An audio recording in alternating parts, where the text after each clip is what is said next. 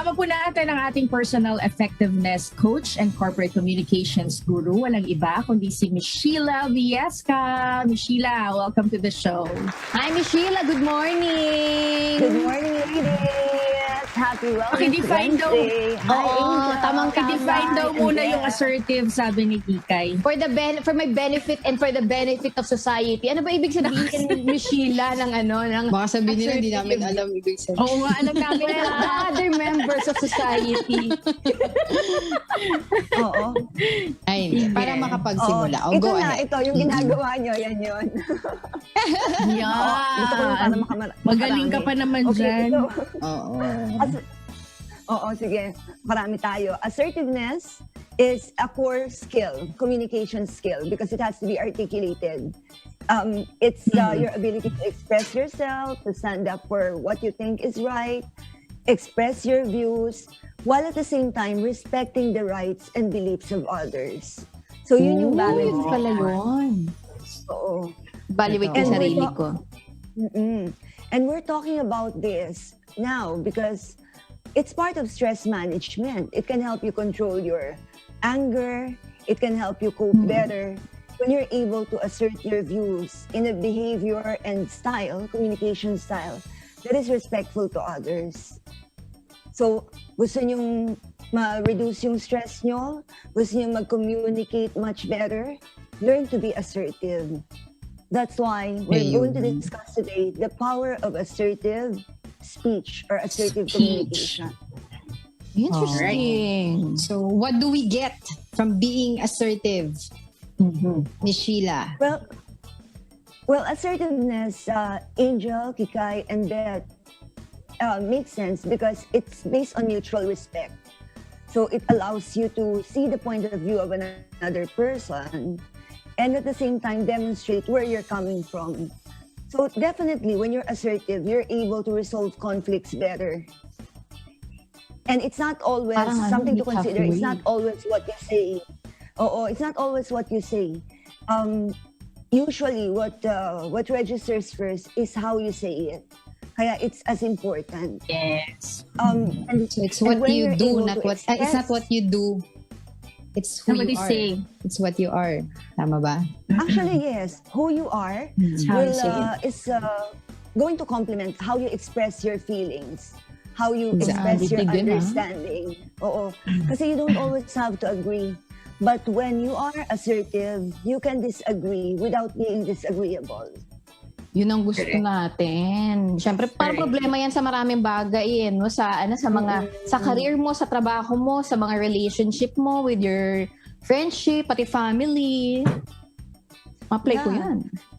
And we want to learn this kasi it gives us the best chance to be successful in delivering our message. If we're not able to do that, either passive tayo or we get Or too aggressive. Aggressive. Yes. So ano yung nangyayari? The people we intend to communicate with get too busy reacting to our delivery instead of focusing on what we're saying. And then of course, internally, pag hindi natin natutunan yung assertiveness, we become more stressed. We resent what others are saying kasi hindi natin kayang tapatan. I-manage it. There's anger inside. Feelings of victimization can also happen. And unfortunately, there's a tendency to exact revenge kasi hindi na pag-usapan ng tama. Nagkikimkim So na ng that's sama how- ng loob. Oo. That's how important it is to learn to be assertive because you can resolve a lot more as compared to just being passive or aggressive or even passive-aggressive. Kasi yun yung nangyayari. That kind of behavior when you say yes, but you actually mean no. O kaya sarcastic ka. Or you complain behind the back of others. O instead of confronting the issue, nag-uusapan. So there are so many drawbacks dun sa passive aggression that can be resolved if we know how to manage our communication well, assertively. Ganda ito, ha? So, Sheila, ano ba yung ways, Miss Sheila, para Yes. maging assertive ka, di ba? Pero minsan kasi, di ba, parang, ano bang sinasabi nito? Gusto mo nang sumagot, nagigil ka na parang, paano ko ba kakalmahin yung sarili ko na in a way, magiging maayos pa rin na yung aking pagsasalita at pagsagot dito sa taong nagdadadaldal na mga wala namang pakwenta-kwentang bagay. At the same time, true to yourself ka, di ba? Paano ba yun, Yeah. Miss Sheila? Well, some tips to help you become more assertive. Unang-una, assess your style. And you have a few seconds before you respond. Huwag ka masyadong reactive. Because Yun. you can analyze kung ano talaga yung nangyayari when you step back a bit instead of being quick to judge or blame. Kasi pag nasabi mo na, hindi mo siya Confrontational ka mag-react, agad. mag-respond. Yeah. So understand your style. Not only that, may default reaction tayo that we end up developing if we're not aware. Yun yung laging lumalabas when we're pushed against the wall, when we're under pressure. So pag-aralan mo rin yun. And learn to counter that kung kailangan or get intervention para mapalitan mo or maalalayan mo kung ano yung sasabihin mo. Now, when you're ready to speak up, use I. Bakit? Kasi pag sinasabi mo, ikaw kasi, you are, that tends to sound confrontational to the other party. Kahit maganda yung sinasabi mo. Oo, Kasi I hate pressure that. kayo under stress. Blaming game So yung you can say, nangyayari. Oo. You can say, I disagree, but I would like to help. I hope that we can talk about this, or I hope that you can. So, laging magkaroon ng I as you are talking to that person. Kasi if you say, alam mo, you're wrong in stating that. What you should do is, Nagkakanasan akong to ganyan. notice, or you're detaching yourself from the situation. And in effect, the person feels That's that he has to be confrontational. defensive. Oo. Di maganda And yung then- ganyan, Miss Sheila. Oo. Kasi, share ko lang meron akong ganyang karanasan. Alam mo yun na you acknowledge your mistake, di ba? Yung ang nangyayari, yung nagpakumbaba ka na, hoping to resolve the issue, pero ang nangyayari, the other person you're talking to is, kasi ganyan ka. Yes, I know, I acknowledge and I apologize, and I'm here to talk to you na that I realized my mistake and it was not my intention. Alam mo yun? Ang hirap kasi yung yung ganyan yung na ikaw. Para nagmumuka, on my point of view, nagmamalinis ka. Ako lang ba may kasalanan? Why did we have an argument? Because, hindi tayo nagkasundo. Ako lang ba yung may mali? Baka siguro may nagawa akong mali dahil nag-react ako dun sa ginawa mo. Pero syempre, hindi ako nagmamalinis. It's there, it's out there. Pero hindi, ayoko nung ganun. Kasi, yung iba kasi, nadadala nila ganun, hindi nila alam na ganun sila. Yung yung ganyan, yung yung you. Totoo naman. That's why we can only change our response or our reaction to certain individuals or situations. Tama talaga yung sinabi mo, Hikay. And when we know that that's the situation we're going to deal with, do some behavior rehearsal. I-practice mo kung paano mo sasabihin yung dapat mong sabihin before you even confront the person or the issue.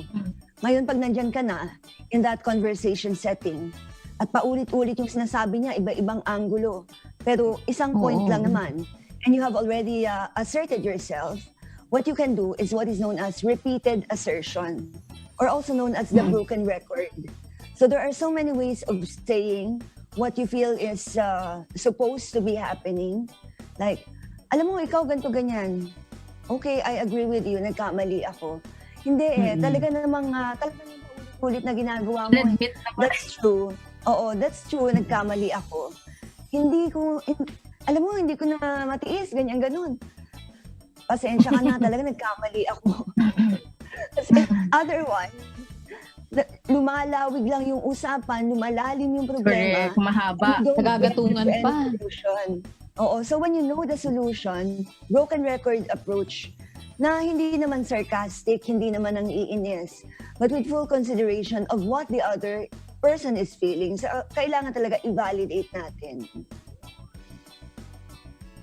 Alright. Okay, so Miss Sheila, Actually, sige, go ahead. I was going to say, Angel, that one of the hardest things to do when it comes to being assertive is learning to say no. Because we do have to say no intelligently. Being assertive does not mean you accommodate everything. There's, of course, compromise. But when it comes to your self-respect, to your peace of mind, your state of balance, walang compromise dyan. So, be able to respond in a manner that will not lead to further disagreement. So, may mga tinatawag tayong positive scripting. Validate what the other person is feeling and then refute or refuse whatever statement is given. And then in the closing point, pasalamatan mo, i-acknowledge mo pa rin. So positive, negative, positive. And it's usually works in those tough situations. Ganda yun, ah. Na Angel, you were asking something? Yeah. Oo. I was gonna ask kasi you mentioned earlier yung word na control.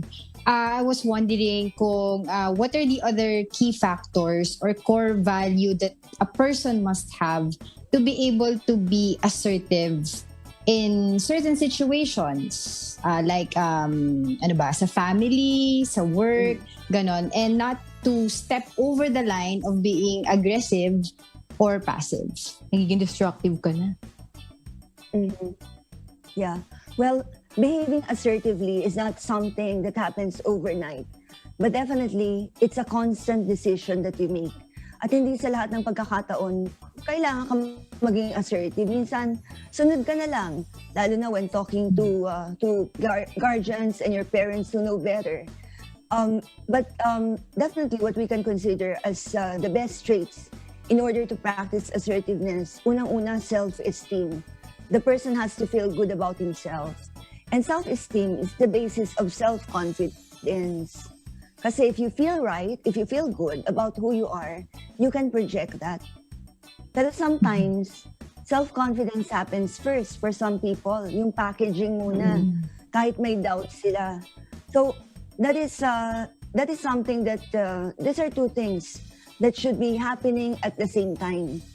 Ngayon, ang importante rin dyan is you have that sensibility to understand what you're feeling, at the same time what other people are feeling. Because you may be right. Ikaw yung talaga nakakaalam, ikaw yung tama. But is that also their interpretation of the truth? So, kailangan intindihin mo. Yes. And isa sa pinaka-importante, respect yourself as you would others. Respect others as you would respect yourself. Hindi pwedeng isang side lang, isang angle lang. And you become better at communication in the process. Kasi you develop win-win situations. Nakakatulong din dahil natututo kang makinig sa point of view ng iba. And it helps you with your decision-making skills, problem-solving skills. And eventually, nagkakaroon ka ng more open, honest relationships with people who matter. Yan. So, Exactly. Self-confidence, self-esteem, sensibility in recognizing feelings, and then respect for yourself and others. Humility ba pwede din, Miss Sheila? Humility? Did you say humility, Bea? Yes. Yeah. Definitely. It's the recognition that hindi ka laging tama kasi we're biased with our opinion. If you have this delusional idea na ikaw ang laging tama, even if you are, then you miss out on opportunities to help, to hear from others and learn from them. Ngayon, kung meron ka ng isip mo. Kung medyo nandun ka na sa stature na yon, start small. Practice mo kung how you communicate with kids, with family members who are easy to talk to, and try to learn from them. Minsan, part of humility is keeping your emotions in check. Huwag kang react ng react. Huwag kang respond ng respond. Correct. And humility to be articulated, kailangan i-calm mo yung sarili mo, di ba? You have to learn to breathe slowly, keep your voice even and firm. Pag nakikita mo nag-high pitch ka na, lower that. Kasi minsan, humble naman ako eh. But our articulated expressions are saying otherwise. Sis, hindi ka mukhang humble. You don't sound humble, okay? Mhm. Nakaka-humble. Diba? Humble. Some humble pie. So pwede itong matutunan, Miss Sheila. Pwede itong pwede itong matutunan na kunwari, I want to be like this. I want to be assertive. I can learn it, no? By just looking at yung mga sinabi mo, checking one. Okay, check na ako dito, and then practice. Yeah, for sure. Learning to be assertive takes time, of course, and it takes Baby practice. steps. Tama yan, Beth. It takes years of relearning certain skills. Kasi we also spent years silencing ourselves or being aggressive, being reactive. So, if the tendency is to be angry or to run away, kailangan talaga umpisan mo sa maliliit na steps. However, if despite your best efforts, hindi ka nakakakita ng progress in the way you communicate and deal with others, then that's when you can get formal assertiveness training, like what Talk Shop is offering. Yun. Wow, Si Miss Sheila lang kailangan mo dyan. Oo. Miss Sheila mo na yan. O, diba? Sa corporate world, no, Miss Sheila, napaka-importante na meron ka nitong assertiveness and yung assertive speech. No? Malala ko si Eric, lagi niya sinasabi, when he's asking me to check yung mga letters, mga emails, sabi ko, ganito mo na agad sabihin. Sabi niya, hindi ka po pwedeng ganun. Kasi kailangan, hindi ka dapat, parang hindi ka nang aaway, hindi confrontational. Kahit alam mong tama ka, sasabihin mo pa rin na gagawa natin ng paraan, ganyan. Pero alam mo naman kung anong dapat gawin na ikaw kasi may kasalanan. Hindi daw napapagalitan ako lagi. Hindi dapat ganun yung Mabuhay approach sikap pala. Oo, Kailangan pwede turuan niya ako dyan. turuan mo daw si Eric. Oo. May on-call coach ka pala, Beth. Ang galing naman. Ako nag-coach pero ako pala kinukoach. House, diba? Oo. We all Pero need Miss that kind of Sheila, intervention. I'd say, go ahead. Nawawala natin internet. Go. I was going to say we all need that kind of intervention, and we cannot undermine the power of assertive communication. Kasi if we're not able to practice that, napoprolong yung stress, lumalalim yung anger, Din yung stress there's eh. anxiety. Oo. Especially if your work requires you to be in the right state of mind, and usually that's the case, no? Kasi if you're not able to assert yourself, it can affect your emotional The day-to-day and, life physical and mental health. Yes. Wow. Totoo yan. Alam mo sa company ganyan before din na alam mo yung maniningil ka na alam mo nang delayed na sila sa pagbabayad sa iyo. Pero you have to be assertive pa rin and yun nga, respectful in how you deal with them. Pero I was wondering, Miss Sheila, I'm going to ask kasi, okay, sige, ako ay kunyari assertive na tao, etc. But on the other side of the fence, yung kunyari most important person in my life or yung ka-business partner mo or whatever, ay hindi marunong maging assertive. Let's say, for example, pag aggressive kasi kaya mong, kaya mong gawa ng paraan yung isang taong aggressive. But what if the other person on the other side of the fence is passive? Diba? And you want to be assertive on that person. So how do you deal with it? Yeah. Ano?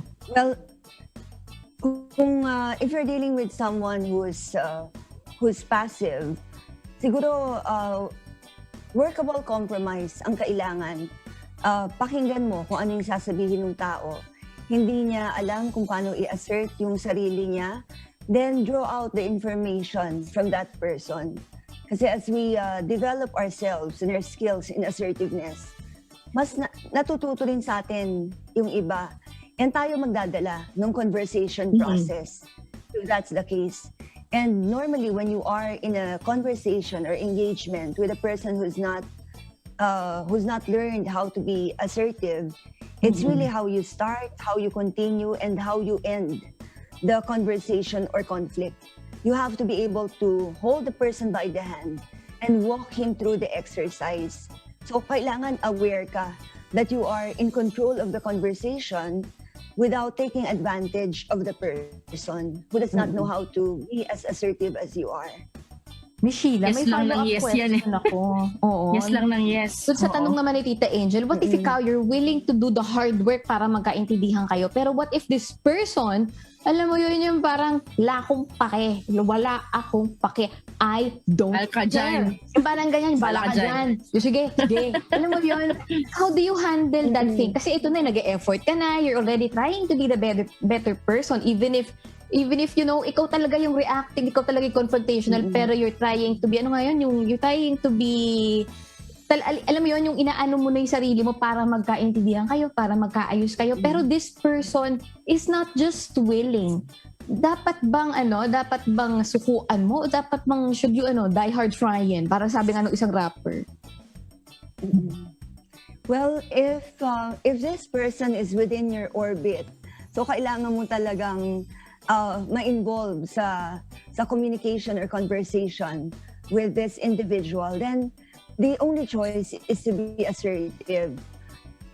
Pilitin mo na maging tama yung response mo, because when push comes to shove, definitely ang tendency natin to resort to direct aggression.